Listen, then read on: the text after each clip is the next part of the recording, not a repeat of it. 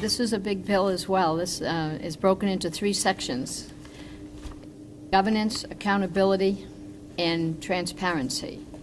The bill establishes the Office of Early Learning within the Department of Education under an executive director that is fully accountable to the Commissioner of Education.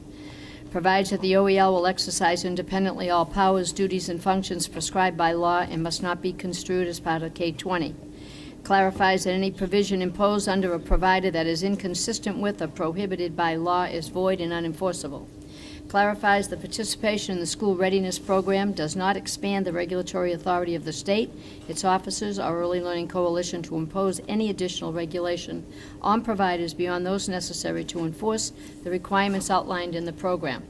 Under accountability, the bill requires the Office of Early Learning to adopt a standard statewide provider contract, a uniform chart of accounts, standardized monitoring procedures for coalitions to use when monitoring providers, a standardized format and required content for school readiness coalition plans, and a health and safety checklist for license-exempt providers, and that would be faith-based.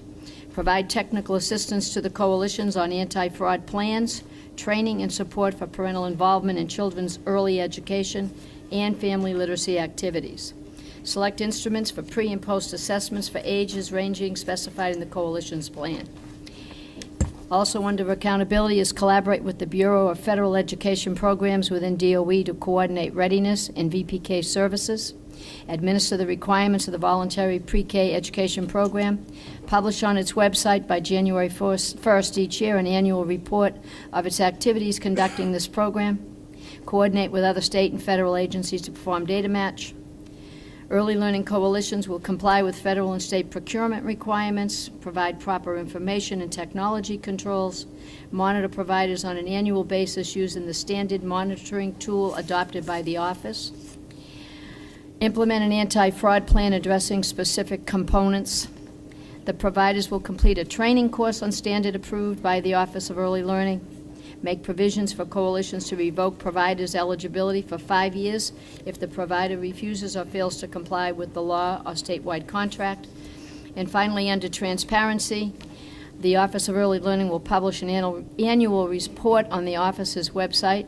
The report must include a summary of coalition's annual report, statewide summary, and analysis of early learning activities throughout the state with specified components.